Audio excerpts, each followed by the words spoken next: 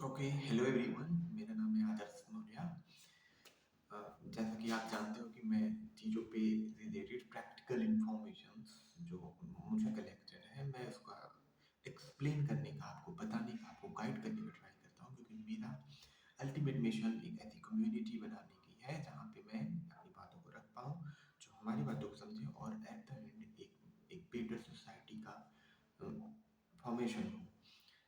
Okay, आज बात करते हैं मोस्ट इम्पॉर्टेंट थिंग, जो कि हम अपने लाइफ में क्या अचीव करेंगे, कैसे अचीव करेंगे, हमारे सक्सेस का लेवल क्या होगा, इस चीज़ को डिफाइन करता है।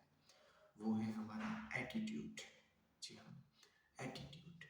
कि हम किसी भी सिचुएशन में, चाहे अच्छे चाहे बुरे, हम कैसे रिएक्ट करते हैं, ये चीज़ हमारे एटीट्यूड को रिप्रेजेंट करता है। तो बेसिकली इस वाली चीज़ को लेकर हम ऐसा कह सकते हैं कि जैसे किसी भी प्रॉब्लम, स्पेशली हमारे एक्शंस जब हम चैलेंजिंग सिचुएशन में होते हैं, तो वो ज़्यादा इंपॉर्टेंट हो जाते हैं, क्योंकि ऑब्वियसली वही चीज़ें डिफाइन करती हैं। As Virat Virat Kohli said,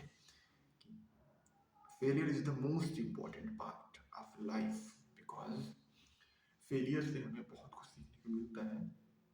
in fact ego is increase by success, not by failure. So basically इस वाले केस के लिए ऐसा है कि हमारा एटीट्यूड क्या होगा।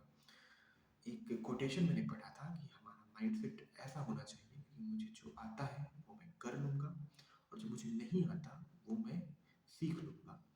बेसिकली इन थॉट, इसमें आपको मोस्ट एम्पावरिंग वे में अपनी थॉट्स को मैनेज करना है, डिसएम्पावरिंग क्वेश्चंस नहीं पूछने हैं, और जब भी सिचुएशंस आए, ये कहने के बजाय कि प्रॉब्लम बहुत बड़ी है, मैं नहीं ओवरकम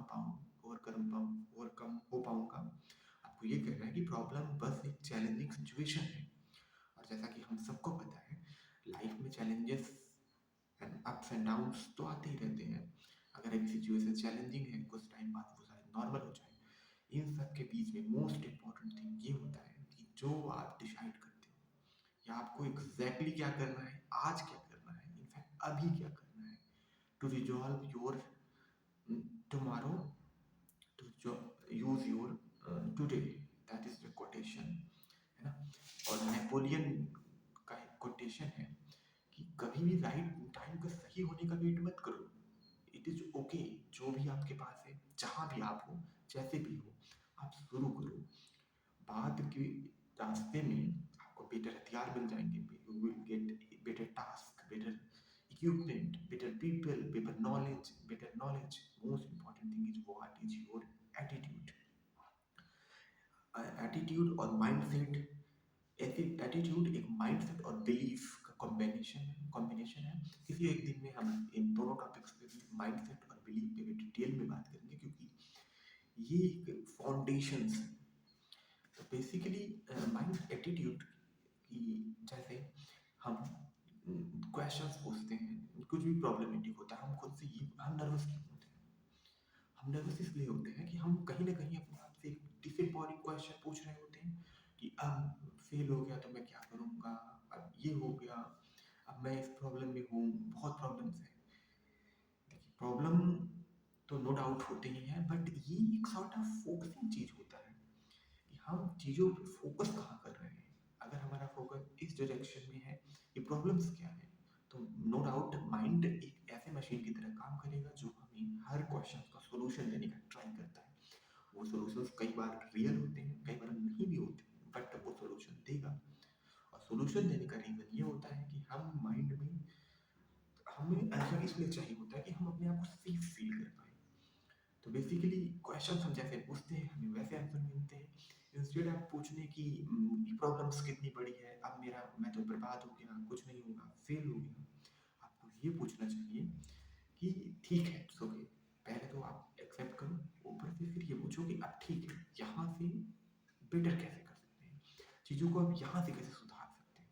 और ये एक क्वालिटी सिर्फ एक क्वालिटी जिसके अंदर डेवलप हो गई, मुझे लगता है उसे सक्सेसफुल होने से कोई नहीं रोक पाएगा। क्योंकि एट द एंड ये वाला एटीट्यूड आपके एक अच्छे माइंडसेट को बिल्ड करेगा। और माइंडसेट और एटीट्यूड अच्छे हैं तो आप दोनों के ही लिए फाउंडेशंस क्रिएट करेंगे, बिलीव्स। और अगर आपका माइंडसेट एटीट्यूड दोनों ही अच्छे हैं, तो बिलीव्स आपके अच्छे ही बनेंगे और एट द एंड सक्सेस आपकी हो जाएगी। तो बेसिकली हमें रिजल्ट पे फोकस नहीं करना है, हमें बस प्रोसेस पे फोकस करना है कि हम अपनी चीज़ों को कैसे सही करें, जो भी प्रॉब्लम आई है उसे एक्शन लेके कैसे सही करें। और की पॉइंट यहाँ पे भी एक्शन है, क्योंकि जितनी भी बातें, जितना भी इंफॉर्मेशन कुछ भी हम कलेक्ट कर लें, एट द एंड रिजल्ट हमें इंफॉर्मेशन से नहीं मिलेगा, वो तो बस एक मोशन क्रिएट करेगा। मोशन में होना is good, but motion will not create any exact result, it would be your action. जब आप उस वाले मोशन में एक फ्लो के स्टेट में आते हो और एक्शन लेते हो, वो अल्टीमेटली आपका रिजल्ट, डेस्टिनी और सक्सेस को डिफाइन करेंगे। इनफैक्ट ये बात आप भी एक्सेप्ट करोगे कि ऐसा बहुत बार होता है, जब हम चीज़ों को टालते हैं तो हम फ्रस्ट्रेट होते हैं। और ये सच बात है कि चीज़ों को टालने में जितनी एनर्जी लगती है, मोस्ट ऑफ द केस आप उसी एनर्जी को यूटिलाइज करके आप चीज़ों को कर भी सकते हो, ऐसी कोई प्रॉब्लम नहीं है। बट ये हमारा माइंड सेट होता है, क्योंकि ब्रेन इस तरीके से इवॉल्व हुआ है कि उसे चीज़ें आसान जो लगती हैं इंस्टेंट मोमेंट पे, वो करने के लिए एक्साइटेड होता है।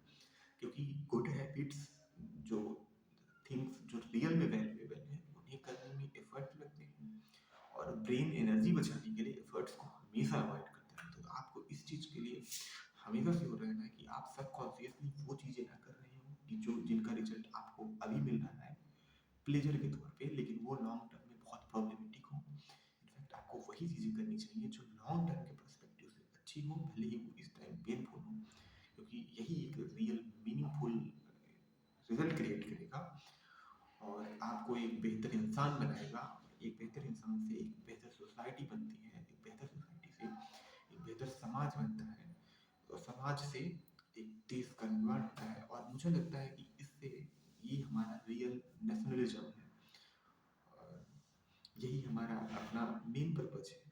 इनफैक्ट पर्पज डिस्कवरी भी एक अपने आप में बहुत ही इंपॉर्टेंट पॉइंट है। हम इस पे भी किसी दिन बात करेंगे कि हमारा पर्पज कैसे डिफाइन होता है, सक्सेस के मायने क्या है। एंड मुझे लगता है कि एक इस चीज़ पे आपको ज़रूर फोकस करने की ज़रूरत है कि अगली बार से जब भी कोई प्रॉब्लम आए, ये कहने की कि प्रॉब्लम बहुत बड़ी है, अब मैं कुछ नहीं कर पाऊंगा, आपको कहना चाहिए ठीक है, प्रॉब्लम कितनी भी बड़ी है, मैं देखता हूँ कि अब मैं क्या कर सकता हूँ कि इससे दुगनी सफलता हासिल करूँ।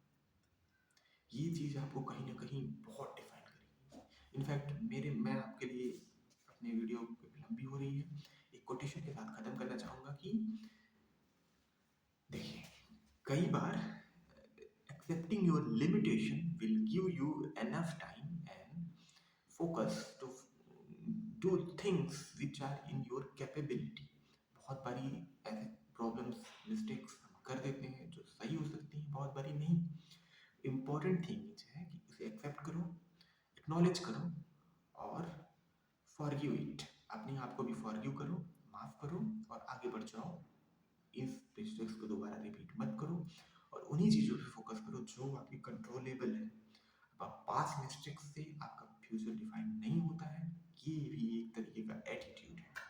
ओके, इसी के साथ इस वीडियो को रैप करेंगे। इस वीडियो में हमने क्या सीखा? जनरली हमने सीखा कि फर्स्ट ऑफ ऑल हमारे एटीट्यूड बहुत अच्छे होने चाहिए, पॉजिटिव होने चाहिए, एम्पावरिंग होने चाहिए, और हमको कॉन्शियसली इस चीज़ पे फोकस करना चाहिए कि हम किसी डिसएम्पावरिंग बिलीफ की तरफ तो नहीं टेंट हो रहे हैं, और हमें अपना फोकस सिर्फ कंट्रोलेबल चीज़ों पे रखना चाहिए। कंट्रोलेबल चीज़ों इस पे से रखने से हमें फ़ायदा ये होता है कि हम अपनी एनर्जी उस फील्ड में लगा पाते हैं जहाँ पे चीज़ें पॉसिबल हैं, और ये हमारे एनर्जी को, माइंडसेट को इन्हांस कर देगा। And most important thing, sometime hardest thing is the rightest thing, right thing. And right thing and hard thing are the same. So we should do what we do, not be wanting. We should do what is required. That is called discipline.